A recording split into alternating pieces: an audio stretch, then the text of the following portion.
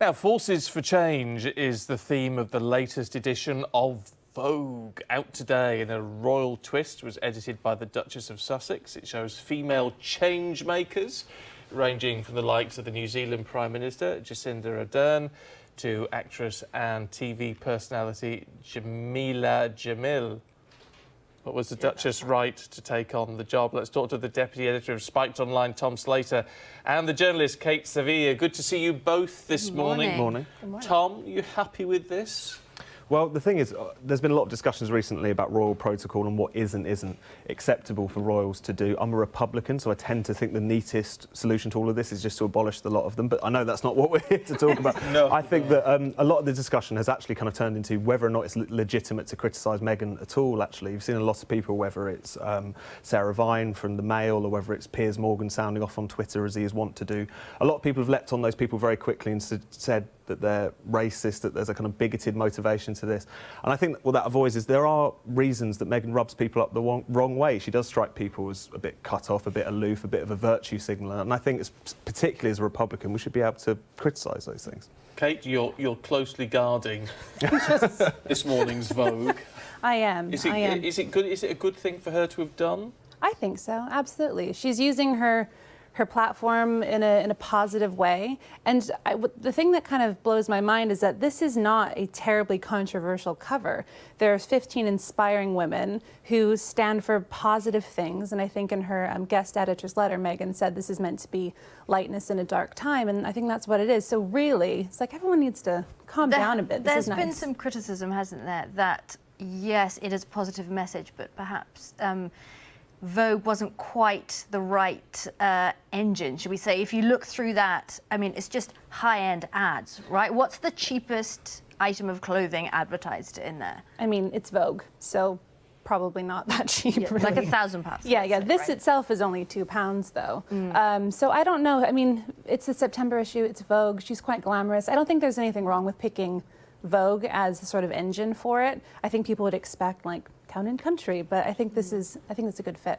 I mean, there is this sense, isn't there, that people are wanting to have a dig at Meghan. I don't quite understand it. And this just, in terms of engines, this just seems to be another engine to do it with. I mean, why is there this issue with her when she's doing something which is, you know, actually shining quite a positive light on issues and women's issues and you know, trying to sort of inspire young women today? And it is really vitriolic, isn't it? Oh, yeah. Well, I think the one thing is, I think it's fair to say that, for instance, Meghan is not the first royal who has tried to kind of celebrify the monarchy. This is something that's been happening for quite a long time. It's how they've tried to stay relevant. I think you could make the argument that because Harry and Meghan came about really at the height of the social media age, there was far more scrutiny, there was far more discussion. She's really put herself far more on a bigger kind of pedestal. But at the same time, I also think that there's a lot of kind of imputing of motives in this, the assumption that when people criticise them, rather than actually reading what their criticisms are, we just assume, oh, I know why you're doing that. I find quite troubling. And also, I find it a little bit strange as a Republican that kind of identity politics has been the means through which we deflect criticism of genuinely privileged people. And I think that we shouldn't impute motives in this. When people overstep the line, of course, we should criticise them. But to be honest, most of the time I'm seeing people criticise her for being out of touch, for being a kind of elitist monarch. That's not illegitimate to criticise someone for being. I think you can.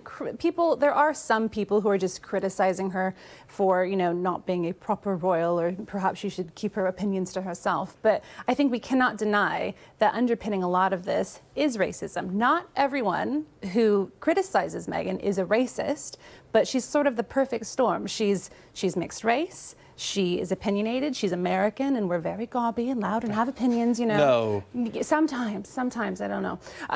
But she's a woman in the public eye. So there's this perfect storm with her that people don't like and they go for. So I don't think everyone who disagrees with her is racist, but we cannot deny that that's definitely a factor in some of the criticism. I mean, it's got to be said, hasn't it, that if Harry had been editing this, we wouldn't be seeing. We would not be seeing this level of... I think I would disagree with that, because actually over the last week in particular, you know, there was a big story in the Mail yesterday about him giving this barefoot speech at a kind of Google climate conference where 112 private jets had flown in. I think both of them as a brand have come to kind of embody this idea of the kind of like rich, hypocritical, virtue signalling elite who claim to care so much about climate change but then zip around on helicopters. And I think to be honest, the kind of flack that Harry's also been getting for the comments that he made in the magazine as well, I think just goes to show that we can't just reduce this to a kind of racial question. For whatever reason, they're rubbing people up the wrong way because they seem to embody that kind of woke elitism that people seem to dislike. But at the same time, you have to look at this and think, well, the message is a good message, yes. isn't it? I mean, if you just look at the fact that that is a Vogue cover, there's been so much criticism about Vogue being elitist, not being inclusive. Look at that cover. Yeah. Everyone can look at that and say, oh, that's me. Yes. Well, I find it quite interesting. The article by the editor of Vogue actually refers to Meghan as the ultimate force for change. And I think that's one of the things, again, about kind of identity politics, is that we tend to think that diversity is one thing. It doesn't matter if it's the most privileged individual in general. As long as it kind of projects a message of diversity, it's all great and progressive. And I think it's that kind of message that people rubs them up the wrong way. Final thought, Kate. Final thought is that people need to calm down and that this is actually a really great thing and forces for change. How can you really argue with that?